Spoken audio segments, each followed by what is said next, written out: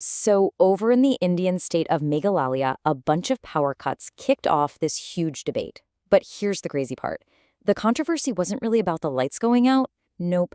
It was all about one single word the government used to describe what was happening. And that really gets to the heart of it, right? I mean, if your house is dark for 8 straight hours because the government shut off the power, do you really care what they call it? Is this just a technical thing, or are they trying to pull a fast one to avoid getting in trouble? Turns out, politically, it matters. A lot. So, which one is it?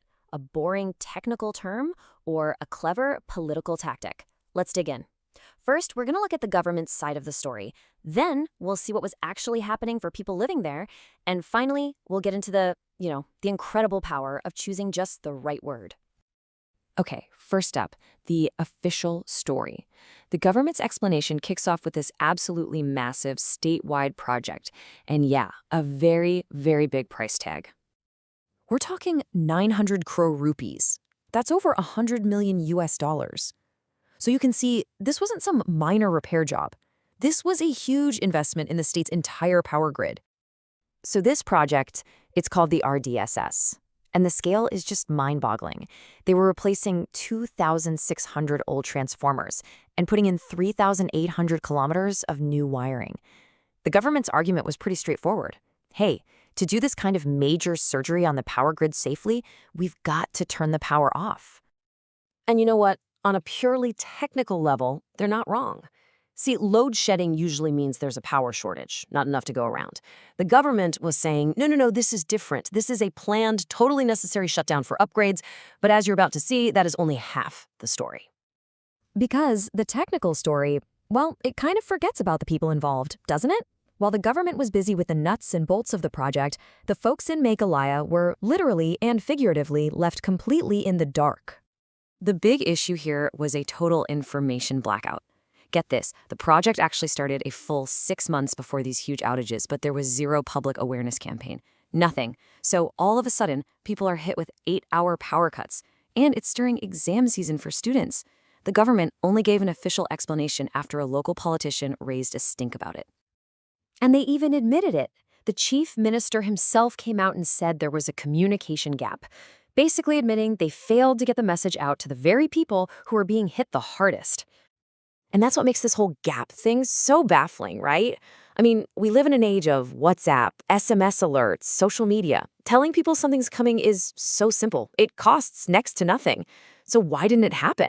Was it just really bad planning, or was people's convenience just not even on the radar until everyone started complaining? And this is where we get to the real core of the issue. This wasn't just a slip-up in communication. It looks a lot more like a deliberate political choice about the words they used. There's actually a term for this. It's called semantic politics. And it's a classic move right out of the political playbook. You take something people hate, like a new tax, and you call it a user fee or a contribution. Or, in this case, you take a power cut and you give it a brand new name. Just look at the difference here. The term load shedding, it just sounds bad, doesn't it?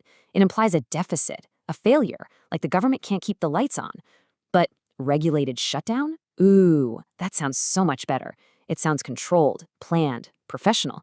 It completely reframes the narrative from one of failure to one of a smart, forward-thinking investment. And this is the most important part. For the politicians, the two phrases are worlds apart. But for a student trying to study by candlelight or a family trying to figure out dinner, that technical distinction is meaningless, absolutely meaningless. The experience is identical. The result is the same: darkness. So what started as a local debate over one little word, it actually opens up some really big questions about what good governance even is. First, and maybe the most obvious question, why was there no heads up? Why wait until everyone's upset to explain what's going on? Why wasn't a communication plan baked into this massive project right from the very beginning? And that brings us to an even deeper question. Is the government's job just to inform you about what's happening to you? Or is it about treating citizens like partners?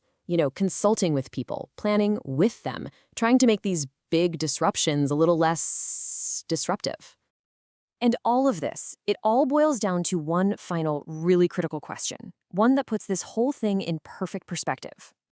If the government can spend a whopping 900 crore rupees on the infrastructure itself, Why couldn't it spend, say, 9 lakh, a tiny fraction of that, just to tell people about it?